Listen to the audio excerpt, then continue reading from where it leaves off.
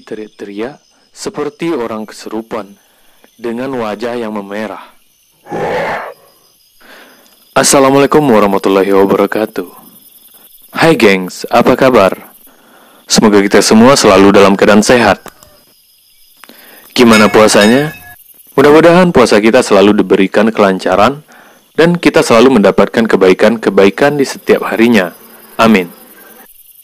Kali ini saya akan mencoba menceritakan pengalaman horor saya sewaktu mendaki Gunung Merapi di Sumatera Barat, yaitu gunung yang sangat populer di kalangan pendaki, yang mana gunung ini bersanding dengan Gunung Tandike dan Gunung Singgalang.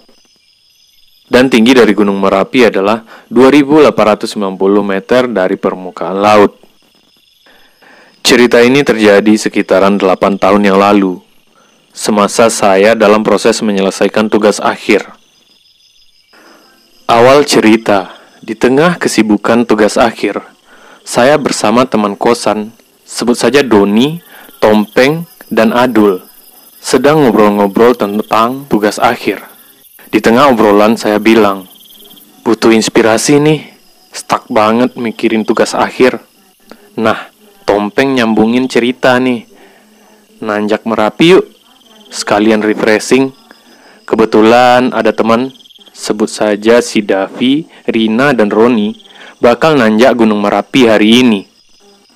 Dan Doni menimpa obrolan, boleh juga tuh, tapi saya nyusul ya. Soalnya ntar sore bakal ada pertandingan bola. Habis itu saya langsung berangkat nyusul kalian. Dan Adul jawab, beneran kamu bakal nyusul? Iya, lagian kan jaraknya cuma 15 km kok dari kosan ke base camp Gunung Merapi. Ntar saya susul pakai motor. Tapi kalian jalannya pelan-pelan aja, biar saya bisa cepat nyusul. Dan Tompeng jawab, ya udah, tapi jangan sampai jalan malam ya. Takutnya nanti tidak ada pendaki lain buat kamu barengan. Sekarang kita prepare perlengkapan dulu, sekalian calling si Davi dan yang lainnya. Singkat cerita, setelah menghubungi Davi, kami langsung ngumpul di kosan sambil briefing dan packing. Dan setelah sholat asar, saya, Davi, Adul, Rina, Roni, dan Tompeng langsung meluncur menuju Pasar Kota Baru buat beli logistik dan lanjut ke base camp Gunung Merapi. Sedangkan Doni bakal nyusul sendirian. Ya, bukan sendirian sih, niatnya gabung dengan pendaki lain sampai bertemu kembali dengan kami di jalur pendakian. Sesampainya di base camp, kami langsung mengurus simaksi dan mengecek ulang perlengkapan, kemudian langsung trekking menuju pintu rimbanya Gunung Merapi. Kami berencana mendaki pada malam hari, karena biasanya banyak para pendaki yang mendaki pada malam hari di Gunung Merapi. Setelah 30 menit trekking dan menelusuri perkebunan warga, akhirnya kami sampai di pintu rimba pada pukul 5:30 sore. Istirahat sejenak sambil foto-foto di sana, dan mencoba menghubungi Doni yang ternyata sudah mulai jalan dari kosan. Setelah istirahat sejenak, kami langsung jalan menuju hutan bambu. Kami berjalan pelan sambil menunggu si Doni nyusul. Tanpa terasa, kami sudah berjalan dari pintu rimba menuju hutan bambu selama 30 menit. Dan langsung mengarah ke shelter 1. Setelah itu kami melanjutkan menuju kilometer 4. Di tengah perjalanan menuju kilometer 4, terdengar suara azan maghrib berkumandang dari kejauhan. Dan kami memutuskan untuk istirahat di sana sambil menunggu si Doni. Dan saya mencoba menghubungi Doni via telepon. Halo Don, kamu sudah nyampe di mana? Dan Doni bilang, saya sudah mau masuk pintu rimba nih, sambil nyari barengan. Ya udah, kami nunggu kamu sebelum kilometer 4. Ntar kalau kamu masuk hutan bambu, sinyal bakal susah kayaknya. Iya, sambil Doni menutup teleponnya. Setelah memberitahu titik pemberhentian kami, Doni pun menemukan rombongan pendaki lain buat barengan. Selang beberapa menit menunggu, si Adul pun mencoba lagi menghubungi si Doni. Akan tetapi, nomornya sudah tidak aktif lagi. Dan hari pun sudah menunjukkan pukul 7.30 malam. Akan tetapi, belum ada tanda-tanda Doni atau pendaki lain yang lewat. Sambil menunggu, kami memutuskan untuk memasak kopi dan mengeluarkan beberapa cemilan. Dan malam pun semakin dingin. Kami terus mencoba buat menghubungi Doni, akan tetapi nomornya sudah tidak aktif lagi. Mungkin dikarenakan sinyal yang susah di sekitaran Pasinggerahan dan hutan bambu. Selang beberapa menit, kami mendengar suara hentakan kaki berlari dan cahaya headlamp dari kejauhan. Dan ternyata itu adalah Doni. Dengan nafas terengah-engah dan keringat bercucuran, Doni langsung ngomong, "Alhamdulillah, saya segera bisa menyusul kalian." "Emang kamu kenapa berlari gitu dari bawah? Kayak dikejar sesuatu gitu?" "Iya, nantilah aku ceritakan." Dan Adul mencoba menenangkan. "Ya udah, kamu istirahat dulu," sambil menyodorkan segelas air mineral kepada Doni. Setelah agak tenang, Doni bertanya, "Udah lama nunggu ya?" Dan Tompeng bilang, "Iya, sudah 1 jam kami di sini. Di telepon-telepon nomor kamu nggak aktif." Tanpa bertanya lagi apa yang terjadi, kami mencoba mencairkan suasana supaya tidak menimbulkan banyak pertanyaan-pertanyaan.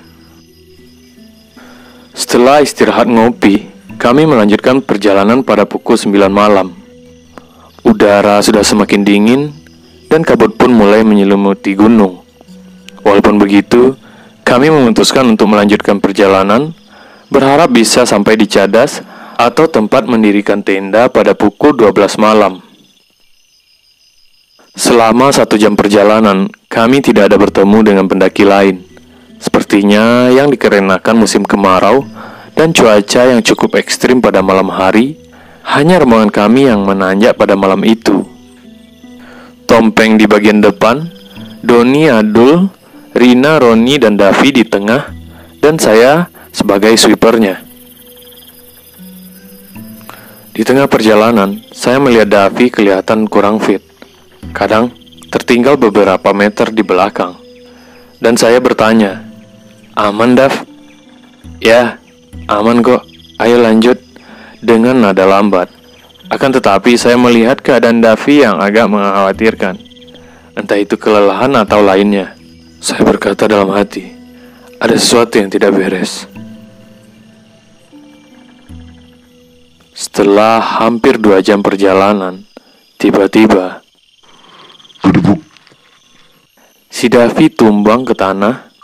Sontak kami semua kaget dan langsung menggotong Davi dan menyandarkannya ke sebuah batang kayu di sana. Doni mencoba untuk bertanya, "Kamu kenapa, Dav?"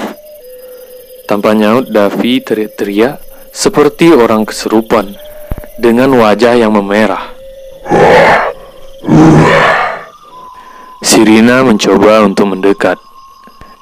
Yang sepertinya Sirina tahu apa yang terjadi.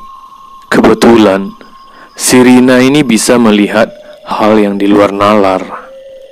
Dan Sirina bilang kepada kami, "Udah, gak apa-apa guys," sambil membacakan ayat-ayat suci Al-Quran kepada Davi. "Biarkan Davi istirahat dulu." Kami berlima mencoba memahami keadaan dan diam sambil menunggu si Davi sadar. Akan tetapi, setelah 1 jam berhenti di jalur sambil menunggu Davi, Davi belum sadarkan diri. Dan jam sudah menunjukkan pukul 12 malam. Menimbang musim kemarau dan persediaan air kami yang sudah menipis, saya berinisiatif untuk membagi 2 tim, yaitu tim 1, saya, Tompeng, dan Doni duluan menuju Cadas sambil mencari persediaan air dan mendirikan tenda sekalian masak. Sementara tim 2, yaitu Adul, Roni, Rina, menunggu si Davi sampai siuman kembali.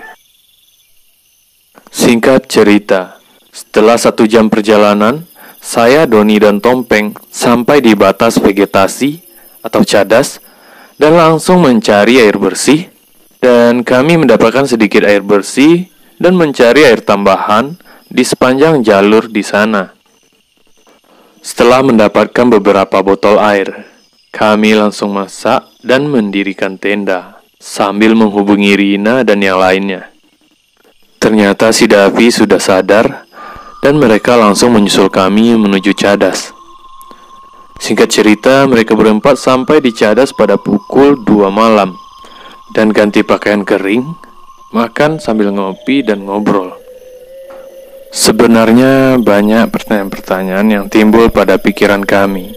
Akan tetapi kami mengurungkan untuk membahas apa yang telah terjadi sebelumnya. Pada pukul 2:30 malam, kami langsung masuk tenda dan beristirahat dengan niat besok pagi bakal muncak. Rina dan adiknya dalam satu tenda, sedangkan kami berlima dalam satu tenda yang besar. Setelah 1 jam tertidur, saya dikagetkan oleh suara hentakan kaki menuju tenda kami.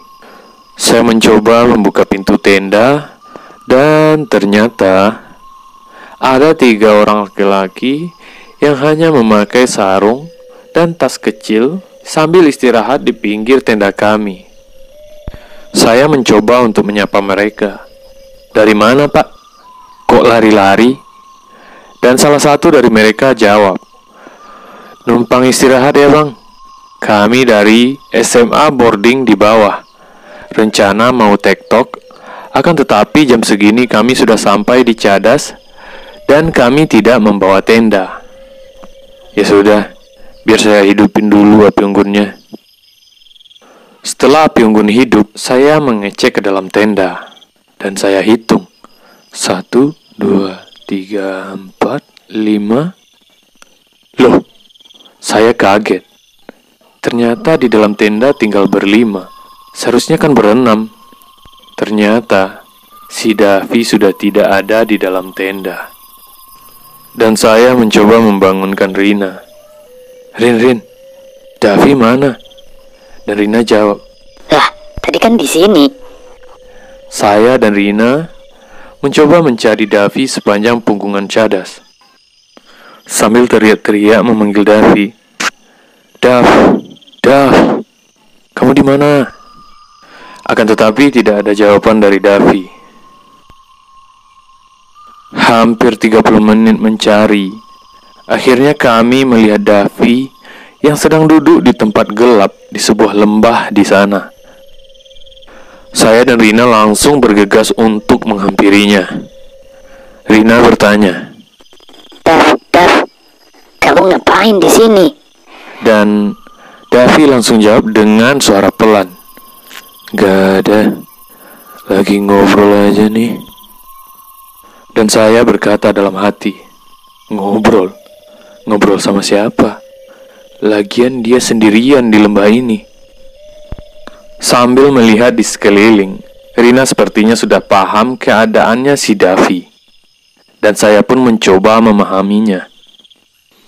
Sepertinya sosok yang merasuki Davi di jalur pendakian tadi masih mengikutinya sampai ke cadas gunung. Setelah itu kami langsung membawa Davi kembali ke tenda. Kami langsung istirahat. Singkat cerita, kami bangun pada pukul 8 pagi, sarapan dan berkemas, dan langsung bergerak menuju puncak. Selama di puncak, tidak ada hal aneh yang terjadi.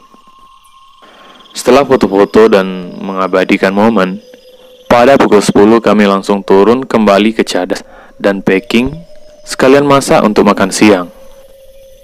Selama di cadas, saya melihat ada hal aneh antara Davi dan Rina.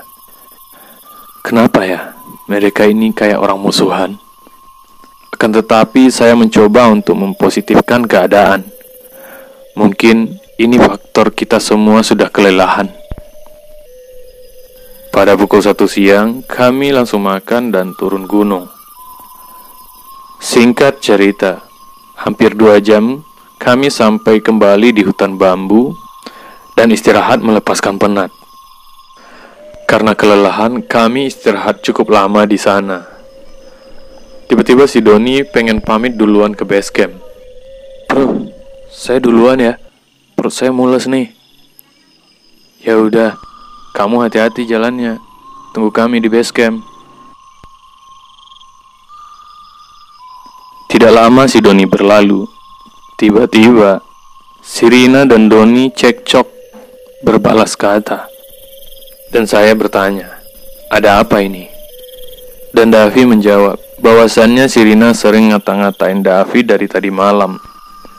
Akan tetapi, Rina bilang, tidak pernah melakukan hal itu. Dan saya bilang, ya udah kita turun dulu. Mungkin ini karena faktor kelelahan. 30 menit lagi kita sampai kok di base camp. Dan kami pun langsung turun menuju base camp. Setelah 30 menit berjalan dari hutan bambu, akhirnya kami sampai di base camp dan kami langsung mencari Doni. Akan tetapi Doni belum ada di sana. Tidak lama kemudian, Doni datang dari arah puncak dengan wajah pucat dan keringat bercucuran. Ya, kalian benar. Itu sama persis dengan kejadian nanjak tadi malam ketika si Doni melewati hutan bambu. Dan si Adul nanya, "Loh, kamu kan udah duluan tadi, Don. Kenapa ada di belakang?" Dan Doni jawab dengan nafas terengah-engah, "Saya kesasar tadi di hutan bambu, bro. Saya kehilangan arah di sana." Dan Rina menimpa obrolan. Ya sudah, kita langsung ke kosan. Ntar kita ceritain semua hal yang terjadi dari tadi malam sampai sekarang. Singkat cerita, sesampainya di kosan, kami langsung bersih-bersih dan ngumpul. Dan Rina bilang, Selama pendakian, banyak hal-hal aneh yang kita alami. Doni, coba kamu ceritakan apa yang terjadi tadi malam di hutan bambu sewaktu kamu nyusul kami. dan Doni jawab, "Pas di pintu rimba, saya bertemu dengan 2 orang pendaki laki-laki. Katanya mau langsung puncak. Dan saya meminta untuk barengan bersama mereka. Nah, posisi saya ada di depan nih. Mereka berdua di belakang saya. Selama 30 menit berjalan, sampailah kami di hutan bambu. Tanpa banyak ngobrol, kami sudah kemalaman. Tiba-tiba saya mencoba menoleh ke belakang, dan ternyata 2 orang pendaki itu sudah tidak ada. Loh, mereka berdua di mana? Karena kaget, dan seluruh tubuh saya langsung merinding. Sontak saya langsung berlari menyusul kalian. Rina yang sudah mulai paham semua keadaan, mencoba untuk menjelaskannya kepada kami. Gini Don, 2 pendaki yang barengan sama kamu semalam di hutan bambu adalah pendaki yang pernah hilang di sini beberapa tahun yang lalu. Dan mereka juga lah yang ngerjain kamu selama kesasar di hutan bambu tadi sore. Mungkin ada sih kamu yang tidak berkenan bagi mereka. Bisa jadi kamu dengerin musik pas maghrib. Dan si Davi yang gangguin kamu semalam adalah sosok anak kecil yang nempel di atas tas kamu. Makanya kamu jatuh dan tidak sadarkan diri. Nah, pas kamu sadar, sosok tersebut masih mengikuti kamu sampai ke cadas. Dan pas tidur di tenda, tanpa sadar kamu pergi ke pinggiran punggungan bersama makhluk itu. Pas kami menemukan kamu di tempat itu, sepertinya sosok tersebut tidak menyukai saya. Makanya, dia menghasut kamu kalau saya berkata macam-macam tentang kamu. Padahal itu hanya ada di pikiran kamu saja. Setelah mendengar penjelasan dari Rina, akhirnya kami mulai paham semua hal-hal aneh yang kami alami selama di atas Gunung Merapi. Baiklah, itulah sedikit pengalaman horor saya selama mendaki Gunung Merapi di Sumatera Barat.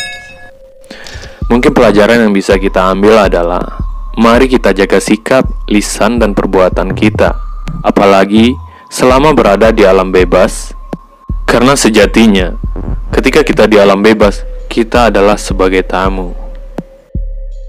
Bagi teman-teman yang baru mampir di channel ini, jangan lupa subscribe dan tekan lonceng notifikasinya agar tidak ketinggalan video-video menarik selanjutnya.